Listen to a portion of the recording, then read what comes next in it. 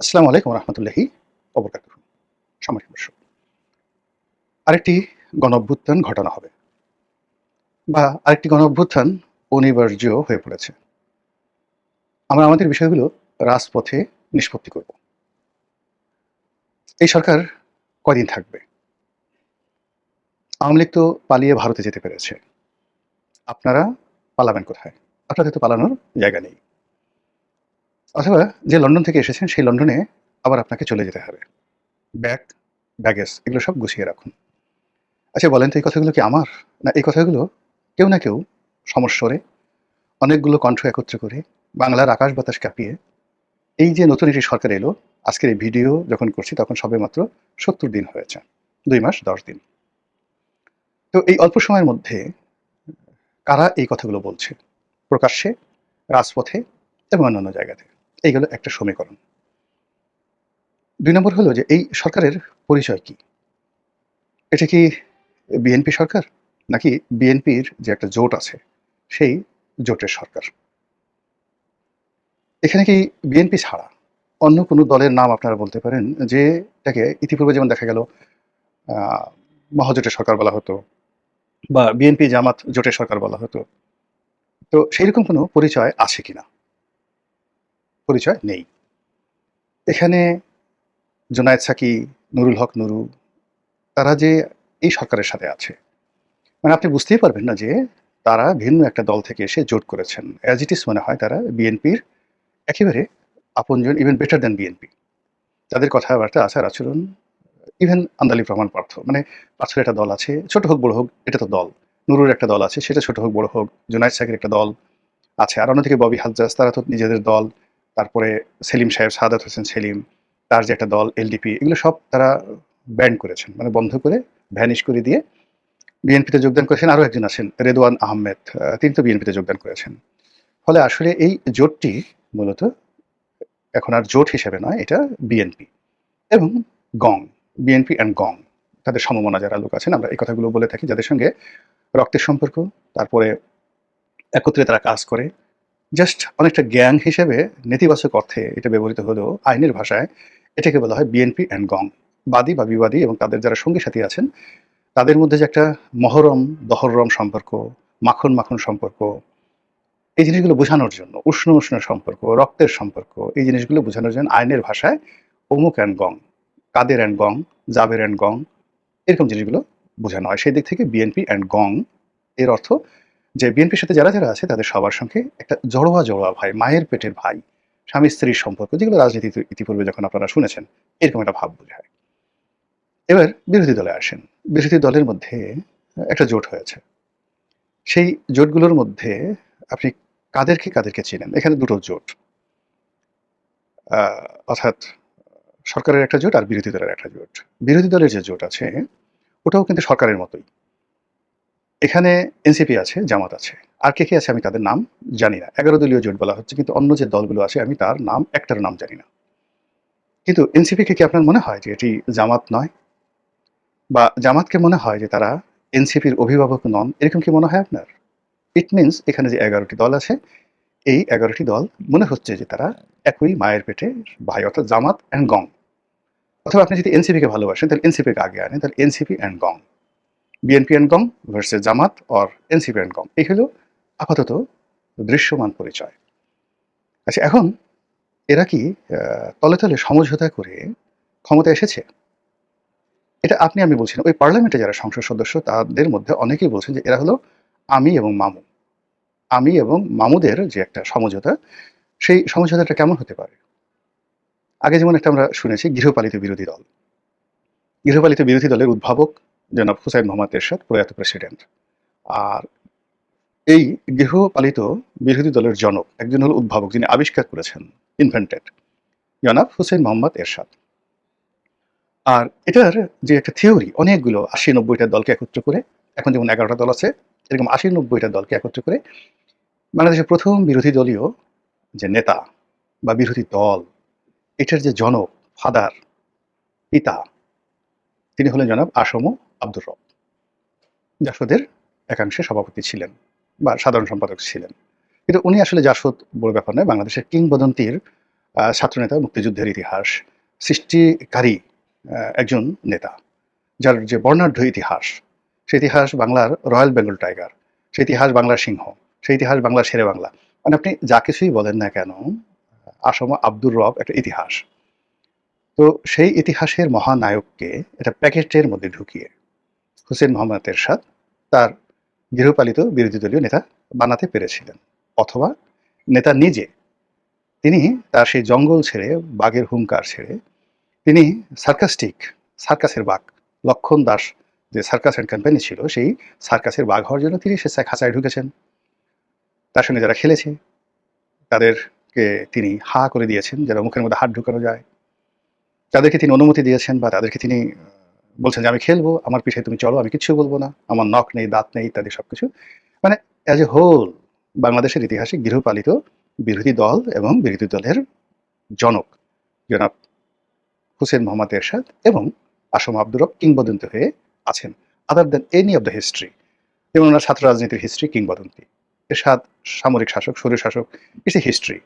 কিন্তু উনি যে একটা পার্লামেন্ট তৈরি করেছেন, সেই পার্লামেন্টে যে একটা গৃহপালিত বিরোধী দল তৈরি করেছেন, এটা লিজেন্ড হয়ে আছেন। এর কারণ হলো যে আমরা পরবর্তীতে সবাই উনার এই পদাঙ্ক অনুসরণ করেছেন। সেই অর্থে গৃহপালিত বিরোধী দলের একটা পার্লামেন্ট হয়, সেই পার্লামেন্টের জনক আবার হোসেন মোহাম্মদ এরশাদ, সংসদীয় রাজনীতির জনক হুসাইন মোহাম্মদ এরশাদ। এবং সেটাকে যারা পরবর্তীতে অনুসরণ করেছেন, তারা আসলে এরশাদকে মানস পিতা, এরশাদকে তাদের ফাদার, সেই হিসাবে তারা স্বীকৃতি দিয়ে এরশাদের অনুসৃত যে বৈজ্ঞানিক পদ্ধতি, সেটা তারা অনুসরণ করেছেন।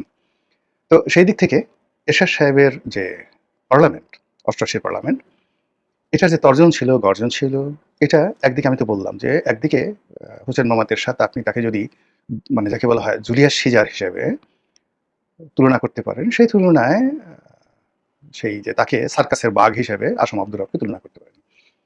কিন্তু পরবর্তীতে যে 2014 সনের বিনা ভোটে নির্বাচনের মাধ্যমে 14, 18 এবং 16 মানে 24, এই তিনটি যে নির্বাচন, এই তিনটি নির্বাচনে গৃহপালিত বিরোধী দল শুধু একটা ছিল না, এটাকে প্রজনন ঘটিয়ে এটিকে যাকে বলা হয় আরো এর বংশ বিস্তার করে একাধিক গৃহপালিত বিরোধী দল বানানো হয়েছিল। এবং সেটা জেনাতেন লোক নয়। আপনি চিন্তা করুন, এরশাদ সাহেব তো ছিলেনই। এরশাদ সাহেবের তিনটা গ্রুপ, এরশাদ সাহেব, তার স্ত্রী, তারপরে তার ভাই, এই তিনটা গ্রুপকে তিনটি বিরোধী দলের সেকশন অ্যান্ড সাবসেকশন ধরতে পারেন। এরপর আপনি ধরেন ওয়ার্কার্স পার্টি, সেখানে আবার দুটো সাবসেকশন, একটা হলো ফজল হোসেন বাদশা, আর একটা হলো রাশেদ খান মেনন।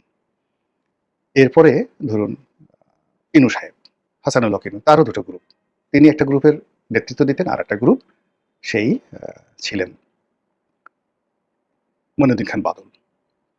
এরপরে ওই যে দিলীপ বড়ুয়া, যাকে মন্ত্রী বানানো হয়েছিল, তার একটা দল ছিল। এরকম অসংখ্য, মানে গৃহপালিত এই গ্রুপ অফ গৃহপালিত বিরোধী দল। শেখ হাসিনা এটাকে এমন একটা জায়গাতে নিয়ে গেছেন, সেই বিরোধী দলের আগে যাকে আমি বাঘ বললাম, বাঘ সার্কাসে হওয়ার জন্য তারা সেই বিরোধী দলের সেই পোশাক পরে শেখ হাসিনার খাঁচায় ঢুকেছে মানুষকে রং তামাশা দেখানোর জন্য।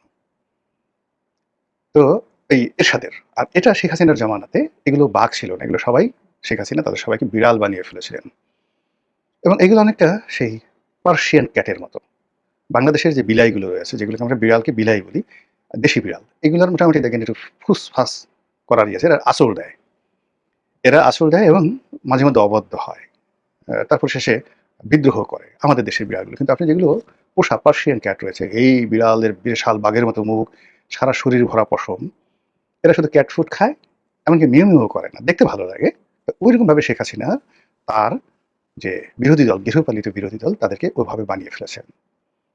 এখন প্রশ্ন হলো যে বর্তমান জমানাতে যে বিরোধী দল আছে, এদের গ্যাং অব বিরোধী দল, তারা কি সত্যিকার অর্থে বিরোধী দল, নাকি এরশাদ, শেখ হাসিনা তারা যে বিরোধী দলের ক্রম অধোগতি তৈরি করেছিল, একটার সঙ্গে একটা নষ্ট করেছিল, বাঘ থেকে বিড়াল বানিয়েছিল, তার অধীনে এরা এখন নিজেদেরকে বিরোধী দল হিসেবে পরিচয় দিতে ঠিক স্বাচ্ছন্দ্য বোধ করে না। আবার তারা গৃহপালিত বিরোধী দল হিসেবে এই যে পরিচয়টা, এটাও সমাজে রাখতে চায় না। তাহলে তারা কি? এখন সেদিক থেকে যদি ধীরে ধীরে কমতে থাকে, যদি বর্তমান পার্লামেন্টে আপনি তাদেরকে গৃহপালিত বিরোধী দল বলেন, তাহলে এদের অবস্থা বিড়ালের চাইতেও আরো অনুগত কিছু, আরো ছোট কিছু, যেগুলো কখনোই আপনাকে করবে না। সেটা খরগোশ হতে পারে বা অন্য যেকোনো জিনিস হতে পারে। সেটা কি তাই? নাকি সত্যিকার অর্থে যেটা বিরোধী দল বলতে যেটা বোঝায় ব্রিটিশ পার্লামেন্টে কিংবা যেটা মার্কিন কংগ্রেসে, এমনকি ভারতীয় পার্লামেন্টে, যেভাবে এখন ভারতীয় কংগ্রেস এবং বিজেপি সে লড়াই করছে, সেরকম কিছু একটা? তো এটা বুঝতে আমাদের হয়তো আরো কিছুদিন সময় লাগবে। আমরা কাউকে বড়ও করতে চাই না, ছোটও করতে চাই না। কিন্তু এই যে কথাবার্তাগুলো হচ্ছে, সেই কথাবার্তাগুলো আপনাদের শুধুমাত্র জানিয়ে রাখলাম। দ্বিতীয় যে বিষয়টি, সেটি হলো ওই যে একেবারে শুরু করেছিলাম যে, সরকারের যেখানে ৭০ দিন যায় নাই, এর মধ্যে আরেকটি গণ-অভ্যুত্থানের কথা বলা হচ্ছে, আরেকটি চক্রান্তের কথা বলা হচ্ছে। আবার বলা হচ্ছে যে এই বর্তমান যে সরকার, এই সরকারের কোনো ক্ষমতায় নাই, সব সরকার চালাচ্ছে আমেরিকা। এর আগে কিন্তু শেখ হাসিনাকে দেখেন, এরশাদ সাহেবের সময়টাতে বলা হতো যে গ্যাং অফ 10 যাকে বলা হয়, গ্রেটেস্ট বা এটা কি যেন বলা হতো, অর্থাৎ ১০ জন সচিব তাকে চালাতেন বা ১ ডজন সচিব তাকে চালাতেন। গ্রেট 10, গ্রেট 10 এরকম কথাবার্তা এরশাদের জমানায় বলা হতো।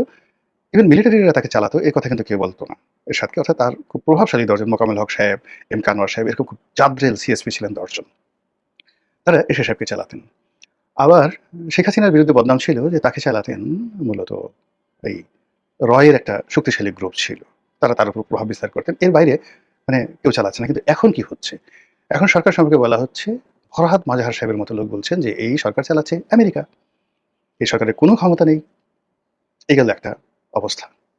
২ নম্বর হলো যে এই সরকার কিন্তু কোনো রাগ ঢাক করছেন না, কোনো কথাবার্তা বলছেন না। এই যে এত কথাবার্তা হচ্ছে, তারা রেসপন্ড করছেন না। আরেকজন বলছেন যে সরকারের মধ্যে বিভিন্ন গ্রুপ আছে। এক গ্রুপ আছেন প্রো পাকিস্তানি, আরেক গ্রুপ আছেন প্রো চাইনিজ, আরেক গ্রুপ আছেন প্রো ইন্ডিয়ান। একেবারে সরাসরি রয়ের রিক্রুট করা, রয়ের ট্রেনিং দেওয়া, রয়ের প্রকল্প বাস্তবায়নকারী। আরেক গ্রুপ বলছেন যে না, এদের মধ্যে এস আলমের যারা লোকজন আছেন, শেখ হাসিনার যারা লোকজন আছেন, আওয়ামী লীগের দালাল আছেন, যারা একটা সময় আওয়ামী লীগের জমানাতে ডিজিএফআই থেকে নিয়মিত পয়সা খেতেন, তারাও এই গ্রুপে আছেন। তো এই যে একটা হ্যাফহ্যাজার্ড অবস্থা চলছে, এরই মধ্যে আবার সেই মার্কিন ডিপ স্টেট, আবার ডক্টর ইউনূসের কথা, আবার সেই গণ অভ্যুত্থানের কথা, আবার আরেকটি বিপ্লবের কথা, আবার নতুন বস্ত্রমন্ত্রের কথা, আবার এনসিপির তর্জন গর্জন, সব মিলিয়ে আমাদের যে রাজনীতির আকাশ, আকাশটা পরিষ্কার নয়। আকাশটা অন্ধকার, ভীষণ রকম অন্ধকার। সেই অন্ধকারের মধ্যে আপনি কি কোনো আলোর ঝলকানি দেখতে পাচ্ছেন? সেটি কি বজ্রপাত? সেটি কি বিদ্যুতের চমক? নাকি কোনো সপ্তর্ষি অথবা চন্দ্র, সূর্য বা অন্য কোনো বড় কোনো তারকার আলো? ভবিষ্যৎ সম্পর্কে আল্লাহই জানেন। মহান আল্লাহ আমাদের সবাইকে হেদায়েত দান করুন এবং হেফাজত করুন। আসসালামু আলাইকুম ওয়া রাহমাতুল্লাহি ওয়া বারাকাতুহু।